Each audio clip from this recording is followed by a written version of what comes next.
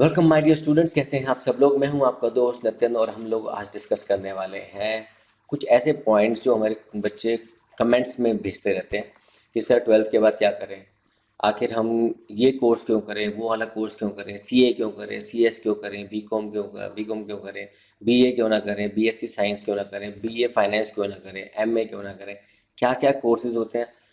देखो, एक टाइम हुआ करता था जब ना पहले अपॉर्चुनिटी या ऑप्शंस नहीं होती थी। जब ऑप्शंस नहीं होती तो कन्फ्यूज़न नहीं होती, चार कोर्स है, चारों में से एक करना है, नमस्ते, आपकी ज़िंदगी में जो बनना होगा बन जाओगे। प्रॉब्लम कहाँ होती है? एग्जाम्पल देता हूँ आपको। सपोज आप एक मिठाई की दुकान में जाते हो, मिठाई की दुकान में जाते हो, आपको मिठाई खानी है। अब आपको क्लैरिटी तो है नहीं कौन सी मिठाई खानी है। तो प्रॉब्लम क्या होती है, मिठाई के अंदर ऑप्शंस बहुत सारे होते हैं। जब ऑप्शंस बहुत सारी होती हैं तो हम कंफ्यूज हो जाते हैं, ये खाऊं या ये खाऊं। पैसे तो उतना ही है, और बड़ा होगा ना। इकोनॉमिक्स के अंदर प्रॉब्लम क्या होती है कि we have scarcity of resources and we have multiple options to choose from।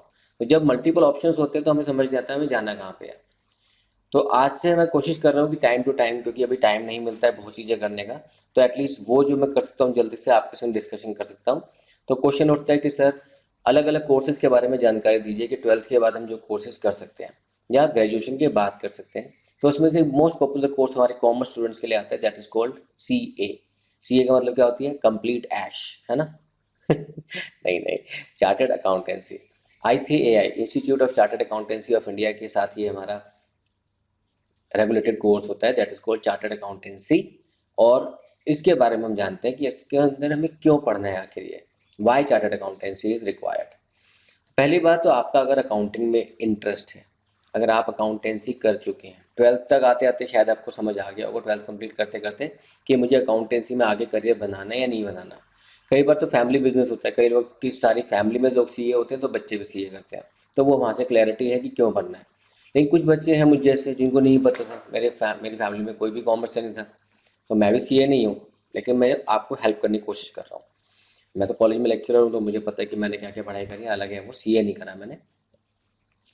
तो सीए करने के फायदे क्या होते हैं, why we have to do CA. सबसे पहली बात है, इसमें एक वर्ड छुपा होता है जिसका नाम है चार्टर्ड अकाउंटेंट। चार्टर्ड अकाउंटेंट, तो नॉर्मल भी लोग अकाउंटेंट बनते हैं, बीकॉम करके भी लोग अकाउंटेंट बनते हैं, एक शॉर्ट टर्म 6 महीने का कोर्स करके टैली का वो भी अकाउंटेंट बन जाते हैं। लेकिन ये चार्टर्ड अकाउंटेंट क्या होता है? तो सबसे पहली बात है कि what is the meaning of chartered, तो यहाँ पे समझते हैं सर इस वर्ड का मीनिंग पहले। ये चार्टर्ड होता कौन है? चार्टर्ड क्या है? A written grant from the sovereign power of the country conferring certain rights and privileges on a person। एक नॉर्मल अकाउंटेंट को वो कुछ राइट्स या पावर जो गवर्नमेंट देती है वो नहीं देगी, जो कि एक चार्टर्ड अकाउंटेंट को मिलते हैं। तो चार्टर्ड, लाइसेंस्ड, कॉन्ट्रैक्टेड, एग्रीड, ये सब एक वर्ड होते हैं। इन सब का मीनिंग एक जैसा है कि इट्स लाइक ए लाइसेंस्ड। आप लाइसेंस्ड हैं तो आपकी कुछ पावर्स हैं, आपके कुछ ऑब्लिगेशंस हैं, आपके कुछ राइट्स हैं, अधिकार बन गए हैं आपके पास। अब आपकी स्टैंप की पावर है। A chartered accountant therefore should mean an accountant who has been conferred certain rights and privileges by the country। अब आपके पास कुछ राइट्स हैं, पावर है, और कुछ प्रिविलेजेस हैं, आपको कुछ बेनिफिट्स मिलते हैं बीइंग ए चार्टर्ड अकाउंटेंट, जो कि एक नॉर्मल अकाउंटेंट को नहीं मिलते। तो आप देखेंगे कई बार कंपनीज के अंदर आप डिस्कशन भी करेंगे तो एक नॉर्मल अकाउंटेंट भी चार्टर्ड अकाउंटेंट को रिपोर्ट करता है। एक नॉर्मल अकाउंटेंट की सैलरी चार्टर्ड अकाउंटेंट से बहुत कम होती है। हालांकि चार्टर्ड अकाउंटेंट की जितना काम अकाउंटेंट कर लेता है, हमारे बहुत सारे अकाउंटेंट हैं जो कि चार्टर्ड अकाउंटेंट से ज़्यादा पैसा कमाते हैं। सीए इंटरमीडिएट स्टूडेंट्स के लिए गुड न्यूज़, अन अकेडमी लेके आया है आपके लिए CA intermediate mega combat. 24 April 2022 12 बजे 60 मिनट और 40 question, same as exam pattern. ये आपको जिता सकते हैं 1 करोड़ तक की scholarship, gift vouchers, gadgets, Apple iPads. Top 150 rankers को मिलेगा 100% scholarship for future preparation by Unacademy. Questions are curated by top educators at Unacademy. आपको करना क्या है, नीचे डिस्क्रिप्शन में इसका लिंक गिवन है, आपने यूज करना है मेरा code Nitin G10 and you can enrol here. उसके अलावा आपको जैसे बताया एग्जाम आने वाले हैं, तो definitely you are requiring some mega revision free test series for intermediate group 1 starting from 19th April till 22nd of April, for same for group 2, group final group 1 and final group 2। उसके अलावा you can go for daily scholarship test for CA. And उसके लिए करना क्या है, आपको Unacademy की app download करनी है। उसमें जाके आपको सिलेक्ट करना है स्टार्ट द टेस्ट, और फिर अपने पर्टिकुलर सब्जेक्ट का जो भी आपको सब्जेक्ट की प्रिपरेशन आप कर रहे हैं उसके लिए आप टेस्ट को स्टार्ट कर सकते हैं, and then you can win some scholarship. So don't wait, it's a good opportunity. Exams are very near, no need to get fear. All the best. क्योंकि उनको बहुत नॉलेज है, लेकिन अगर उनको साइन करने हैं, उनको स्टैंप लगानी है, तो उनके पास वो प्रिविलेज नहीं है, वो पावर नहीं है. इसलिए बहुत सारे अकाउंटेंट कई साल जॉब करने के बाद फिर से सीए का कोर्स करते हैं. ठीक है, यहाँ तक क्लैरिटी आ गई होगी कि चार्टर्ड अकाउंटेंट में चार्टर्ड का मतलब क्या है कि that you are going to have special rights and privileges which normal accountant does not have. Number next, तो करियर कैसा, सीए करने के बाद क्या कर सकते हैं. तो यहाँ पे सबसे पहली बात है, आप प्रैक्टिस कर सकते हैं एज अ सीए. आप चार्टर्ड अकाउंटेंट प्रैक्टिस कर सकते हैं किसके साथ, with chartered accountant in practice, cost accountants, company secretary, advocates, actuary professionals, architect professionals, engineers chartered.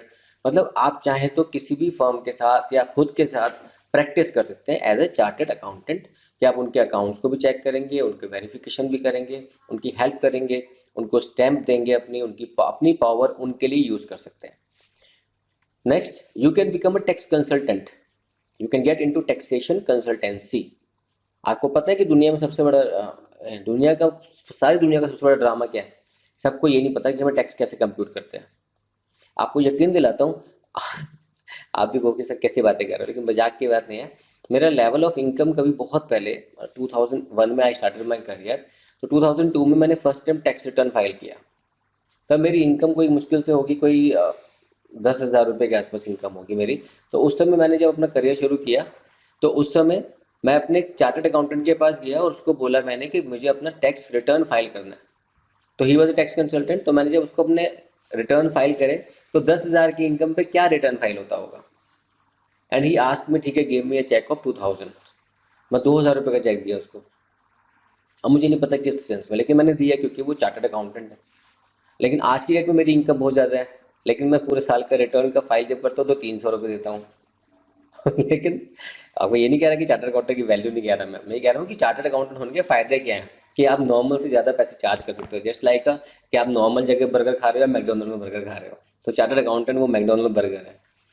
तो international taxation along with direct tax consultancy like for companies involving foreign parties, associate, joint venture, subsidiaries, या GST and custom consultancy. आज की date में GST के तो जो expert हो गया वो चैंपियन है. आप ऑडिटिंग सर्विस कर सकते हो. अगर ग्रेजुएशन कर रहे हो, ऑडिटिंग पढ़ चुके हो, तो ऑडिटिंग में आपने पढ़ा होगा who is going to be a qualified auditor. तो उसमें क्वालिफाइड ऑडिटर के लिए सबसे पहली क्वालिफिकेशन होती है he must be a chartered accountant as in the ICAI. तो वहाँ से वो पास आउट होना जरूरी है. तो मतलब एक सीए ही ऑडिटर बन सकता है. ऑडिटर करता क्या है, ये वेरीफाई करता है डॉक्यूमेंट्स को कि आपने जितने डॉक्यूमेंट बनाए हैं वो सही बनाए हैं या गलत बनाए हैं. आपका फ्रॉड डिटेक्ट कर सकता है, लेकिन अगर वो फ्रॉड अकाउंटिंग का एक्सपर्ट है तो ऑडिटिंग कर सकता है, like statutory audit, internal audit, cooperative audit, forensic audit. फिर मैनेजमेंट कंसल्टेंसी सर्विस दे सकता है. कई बार आप कहते हो कि मुझे बिजनेस करना है, मुझे समझ नहीं आ रहा बिजनेस कैसे करूं, मैं कॉस्ट बेनिफिट एनालिसिस नहीं कर पा रहा हूं, सर मैं कितने बिजनेस को स्टार्ट करूं. तो फाइनेंशियल मैनेजमेंट जो पढ़ते हैं हम लोग, इन्वेस्टमेंट, आपका इन्वेस्टमेंट हो गया, फाइनेंसिंग हो गया, डिविडेंड डिसीजन हो गया, ये सब चीज़ें हमें हेल्प करते हैं चार्टर्ड अकाउंटेंट. नॉर्मल अकाउंटेंट भी हेल्प कर सकते हैं, लेकिन उसकी नॉलेज थोड़ी सी लिमिटेड होती है. अब आपको एग्जांपल दूं ना, तो आपने 11th में फाइनल अकाउंट्स पढ़ा होगा, बीकॉम में भी पढ़ोगे, अगर बीकॉम पढ़ चुके तो वहाँ पढ़ लिया होगा. अगर आप सीए का फाइनल अकाउंट क्वेश्चन उठा के देखोगे ना, आप कहोगे सर ये तो हमने कभी पढ़ा ही नहीं. तो दैट मीन्स 12th का, बीकॉम का और सीए का लेवल बिल्कुल अलग हो जाता है, because you are going to become an expert. तो एक्सपर्ट की गाइडेंस मैनेजमेंट कंसल्टेंसी में काम आती है. तो project financing, merger acquisition, valuation of the stocks, valuation of the companies, valuation of goodwill, preparing consolidated financial account statement for the companies, चाहे वो India हो चाहे वो अकाउंटिंग स्टैंडर्ड के हिसाब से, इंडियन अकाउंटिंग स्टैंडर्ड कंसल्टेंसी के हिसाब से आप कर सकते हो. Becoming a partner of big audit consultancy firm. There are so many big audit firms in the country, in the world. So there you can join. You can pursue government or civil services. आप IAS का exam दे सकते हो बाद में. Then you can use your CA into IAS and then you can go ahead in your career in the PSUs. Be an entrepreneur. You can become an entrepreneur, hire more consultant, hire more chartered accountants. तो you will see, just write in the Google chartered accountancy firms in India and you will find so many firms. They are doing n number of business. Career in the industry of course, क्योंकि आप industry में जाएंगे तो definitely हर company को कहीं ना कहीं तो कंपलसरी होता है कि चार्टर्ड अकाउंटेंट हायर करने पड़ते हैं इंटरनल ऑडिटर के लिए एंड एक्सटर्नल ऑडिटर के लिए। अगर आपका नसीब बहुत अच्छा चल रहा है और एक्सटर्नल ऑडिटर बन जाते हो तो आपको बुलाते हैं, कई कई कंपनी बुलाती हैं, आपका पैकेज सेट हो जाता है कई कई सालों तक के लिए कि इतने साल तक आप जाएंगे, इतना आपको फीस मिलेगी। तो कई लोग तो ऐसे ही काम करते हैं, एंटरप्रेन्योर बन जाते हैं, इन्वेस्टमेंट बैंकर बन जाते हैं। इसके बारे में आपको डिटेल बाद में बताऊंगा, लेकिन इन्वेस्टमेंट बैंकर एक बहुत रेप्यूटेड पोस्ट है, आपके हिसाब से एक प्रोफेशन है जिसको अगर आप परस्यू करते हैं then you can become very good expert in getting finance for the companies, investment from the banks, investment banking in share market and all other things. तो जितने भी नाम सुनते हो ना, FII, FDI, इन सब में इन्वेस्टमेंट बैंकर का रोल बहुत बड़ा होता है। ठीक है, तो अभी आपने करना क्या है, आप इसके बारे में थोड़ी और जानकारी लो। छोटी सी जानकारी और देता हूँ, क्या हम 12th के बाद CA कर सकते हैं? यस, 12th के बाद आप CA फाउंडेशन कर सकते हैं। CA फाउंडेशन के अंदर आपको क्या करना होता है, आप CA फाउंडेशन एनरोल करते हैं, 4 पेपर होते हैं, MCQ टाइप में और ऑब्जेक्टिव टाइप, सब्जेक्टिव टाइप में, आप उनको पास करते हो then you can directly get into intermediate course. लेकिन अगर आप ग्रेजुएशन कर चुके हैं, उसके बाद आपको एनरोल करना है तो तब आपको फाउंडेशन में जाने की ज़रूरत नहीं है, अगर आपके 55% मार्क्स से ज़्यादा है तो। याद रखना, ये ICAI ने क्लियरली लिखा हुआ है, अगर आप ग्रेजुएट हैं with 55% marks then you can directly go into intermediate level rather than going for foundation level. ठीक है, तो आपने करना क्या, जब भी कोई भी पढ़ाई करते हो ना, जो भी पढ़ाई करनी है पहले उसके बारे में जानकारी लो। और इस वीडियो के एंड में ना नीचे कमेंट सेक्शन में मुझे लिख के बताना ऐसे और कौन कौन से कोर्सेज है जिनके बारे में आप जानकारी चाहते हैं, ताकि मैं उनके बारे में छोटी छोटी वीडियो बना के आपको रूबरू कराऊं कि कैसे पढ़ाई होती है, कैसे क्या करना होता है। अच्छा, CA के लिए एक थोड़ी लिमिटेशन बता देता हूँ दोस्तों, कि बुरा मत मानना, ठीक है, मैं तो फंसा था इसलिए मैं छोड़ चुका था, लेकिन आपको बता देता हूँ। अगर आपको लगता हो ना कि आपके फाइनेंशियल पोजीशन थोड़ी सी स्ट्रांग नहीं है या आप सेल्फ स्टडी पूरी नहीं कर पाएंगे, तो आप सोच समझ के एडमिशन लेना, क्योंकि इसके अंदर ना बहुत पढ़ाई करनी पड़ती है, वो बहुत बच्चों को कोचिंग लगवानी पड़ती है। कई बच्चे यूट्यूब से पढ़ाई करते हैं लेकिन उतनी पढ़ाई यूट्यूब पे भी नहीं हो पाती है। तो अगर आपको लगता हो कि हाँ मैं कर सकता हूँ पढ़ाई अपनी सेल्फ स्टडी के हिसाब से और मेरे पास फाइनेंशियल पोजीशन भी ठीक है, then you go ahead, no problem. लेकिन आपको लगता है कि मेरी पोजीशन भी थोड़ी स्ट्रांग नहीं है, दिक्कतें भी हैं, इंग्लिश में भी प्रॉब्लम है मुझे, तो सोच समझ के एडमिशन लेना है ऐसे कोर्सेज में जहाँ पे, क्योंकि ये सारी चीज़ें ना बाद में लीगल ऑब्लिगेशन क्रिएट करती हैं आपके लाइफ के अंदर। एक CA अगर कोई भी गलती करते हैं ना तो उसका लाइसेंस तक कैंसिल हो सकता है बाद में। तो think before you start for any course, इसलिए बोल रहा हूँ कमेंट सेक्शन में लिखना मुझे कि कौन कौन से कोर्सेज के ऊपर और वीडियो बनाई जाए, ताकि उन कोर्सेज के बारे में मैं आपको और थोड़ी जानकारी दे पाऊँ, इन डिटेल ना दे पाऊँ लेकिन कितनी मुझे आती है मैं आपको वो समझा पाऊँ।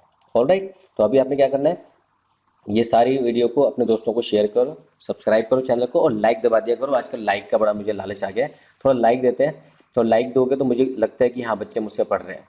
और प्लीज़ अगर आपने चैनल को सब्सक्राइब नहीं किया तो सब्सक्राइब जरूर किया करो। एज़ पर माई एनालिटिक्स 80% बच्चे जो मुझसे पढ़ते हैं वो उसने सब्सक्राइब ही नहीं किया आज तक, सिर्फ पढ़ के चला जाता है। तो हो सके तो आप पढ़ा भी, सब्सक्राइब भी कर लिया करो, बेनिफिट सिर्फ मुझे लगता है मेरी फैमिली बढ़ रही है। Alright, thank you very much, God bless you, take care, have a good career in chartered accountancy if you want to. All the best.